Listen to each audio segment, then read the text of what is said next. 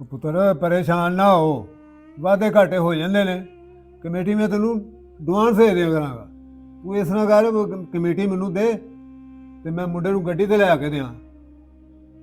ਬਾਬਾ ਕਰਮਦੀਨ, ਇਸ ਮੁੰਡੇ ਨੂੰ ਗੱਡੀ ਲੈ ਕੇ ਦੇਣੀ ਆ। ਇਹ ਤੇ ਸ਼ਕਲੋਂ ਮੈਨੂੰ ਚਵਾ ਲੱਗਦਾ ਹੈ। ਮੇਰੀ ਮਨ ਹੈ ਤੈਨੂੰ ਗੱਡੀ ਨਾ ਲੈ ਕੇ ਦੇ, ਕਿਉਂ ਵਡੇਰੀ ਉਮਰੇ ਜ਼ਲੀਲ ਹੋਣਾ ਈ। ਉਹ ਪੁੱਤਰ ਕੱਲਾ ਕੱਲਾ ਮੇਰਾ ਪੁੱਤਰ ਏ ਤੇ ਲਾਡਾਂ ਨਾਲ ਪਾਲਿਆ, ਤੇ ਤੂੰ ਇਸ ਤਰ੍ਹਾਂ ਕਰ, ਕਮੇਟੀ ਮੈਨੂੰ ਦੇ ਤੇ ਮੈਂ ਇਹਨੂੰ ਗੱਡੀ ਲੈ ਕੇ ਦਿਆਂ। ਚੱਲ ਠੀਕ ਹੈ ਬਾਬਾ ਕਰਮਦੀਨ, ਕਰਨੀ ਤੂੰ ਆਪਣੀ ਮਰਜ਼ੀ ਹੈ, ਤੇ ਸ਼ਾਮੀ ਆਵੀਂ ਤੇ ਪੈਸੇ ਲੈ ਆ ਜਾਵੀਂ, ਠੀਕ ਹੈ।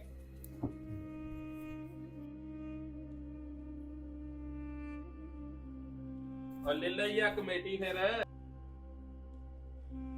ਚੱਲ ਚੱਲੇ ਭਰਾਵਾਂ ਦੀ ਸ਼ਕਲ ਨੂੰ, ਤੈਨੂੰ ਤਾਂ ਬੋਲਣ ਦਾ ਹੀ ਨਹੀਂ ਪਤਾ ਹੈ। ਬੜੀਆਂ ਇਹਨੂੰ ਗੱਲਾਂ ਆਉਂਦੀਆਂ ਨੇ। ਪੁੱਤਰ ਇੱਕ ਵਾਰੀ ਫਸ ਤੇ ਲੈ ਜਰਾ, ਮੈਨੂੰ ਗੱਡੀ ਤੇ ਇੱਕ ਵਾਰੀ ਲੈ ਲੈਣ ਦੇ। ਤੈਨੂੰ ਬੜੀਆਂ ਗਿਣ ਗਿਣ ਕੇ ਕਮੇਟੀਆਂ ਦੇ ਆਂ ਦੇ, ਬੜੀਆਂ ਗੱਲਾਂ ਕਰਦਾ। ਚਲੋ ਬੇਗਮ ਨੂੰ ਠਾਣੇ ਆ। ਕੀ ਪਾਵੇ ਖਾਣੇ ਨੇ ਅੱਜ? ਆ ਜਾਂਦੇ ਨੇ ਹੁਣੇ ਬੇਗਮ, ਟੈਨਸ਼ਨ ਕਾਹਦੀ ਲੈਂਦੇ ਹੋ? ਕੀ ਆਖਿਆ ਜੇ? ਹਲਵਾ ਪੂੜੀ ਵੀ ਜ਼ਰੂਰ। ਕਿਉਂ ਬੇਗਮ?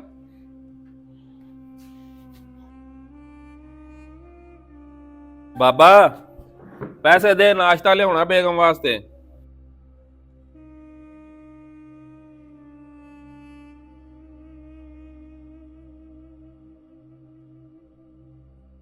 ਆ ਲੈ ਲੈ ਆ ਜਾ ਕੇ। ਯਾ ਮੈਂ 200 ਦਾ ਕੀ ਕਰਨਾ ਹੈ? 1000 ਰੁਪਈਆ ਦੇ। ਅੱਜ ਬੇਗਮ ਮੇਰੀ ਨੇ ਫਰਮਾਇਸ਼ ਕੀਤੀ ਏ, ਉਹਨੇ ਆਖਿਆ ਮੈਂ ਅੱਜ ਪਾਇਆ ਨਾ ਰੋਟੀ ਖਾਣੀ ਏ ਤੇ ਨਾਲ ਹਲਵਾ ਪੂੜੀ। ਤੂੰ ਲਕਾ ਲਕਾ ਕੇ ਦੇਣਾ ਹੈ, ਕੱਢ ਹਾਂ। ਉਹ ਮੇਰੇ ਨਾਲ ਬੜੀ ਟੈਂ ਟੈਂ ਗੱਲਾਂ ਕਰਨਾ, ਉੱਥੇ ਤੈਨੂੰ ਗੱਲ ਨਹੀਂ ਆਉਂਦੀ, ਤੇ ਆਪ ਕਰਿਆ ਕਰ, ਹੱਥੀਂ ਕੁਝ ਕਰਕੇ ਲਿਆ। 1000 ਰੁਪਈਆ ਪੈਸੇ ਦੇ, ਗੱਲਾਂ ਨਾ ਸੁਣਾ ਕੋ, ਪੈਸੇ ਦੇ। 1000 ਰੁਪਈਆ ਦੇ ਸੌਖੇ ਬਣ ਜਾਂਦੇ ਨੇ ਪੈਸੇ। ਆ ਲੈ। ਓਏ ਆ ਛੱਡ, ਬੋਤਲ ਵੀ ਲਿਆਉਣੀ ਏ। ਤੂੰ ਭੱਜ ਕੇ ਬੋਝੇ ਚ ਪਾਣ ਵਾਲੀ ਕਰਨਾ ਹੈ। ਤੂੰ ਕੀ ਕਰਨਾ ਹੈ? ਅੱਛਾ ਯਾਰ ਜਾ।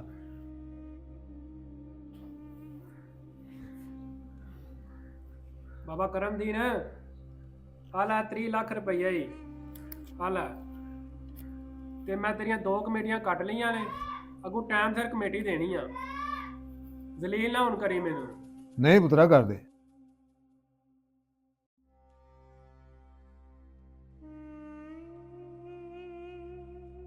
ਬਾਬਾ ਕਰਮਦੀਨ, ਮੇਰੀ ਮੰਨੇ ਨਾ ਤੇ ਮੁੰਡੇ ਨੂੰ ਗੱਡੀ ਨਾ ਲੈ ਕੇ ਦੇਈ।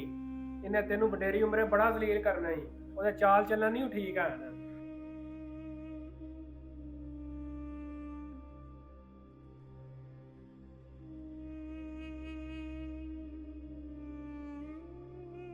ਕੋਈ ਨਹੀਂ, ਮੇਰੀ ਕਿਹੜੀ ਜ਼ਿੰਦਗੀ ਰਹਿ ਗਈ, 4 ਦਿਨ ਜ਼ਿੰਦਗੀ ਹੈ। ਜਿਉਂਦਿਆਂ ਜੀ ਆਪਣੇ ਪੁੱਤਰ ਨੂੰ ਖੁਸ਼ ਕਰ ਛੱਡਾਂ, ਗੱਡੀ ਲੈ ਦਿਆਂ, ਚਲੋ ਉਹ ਤੇ ਖੁਸ਼ ਹੋ ਜਾਏਗਾ ਨਾ।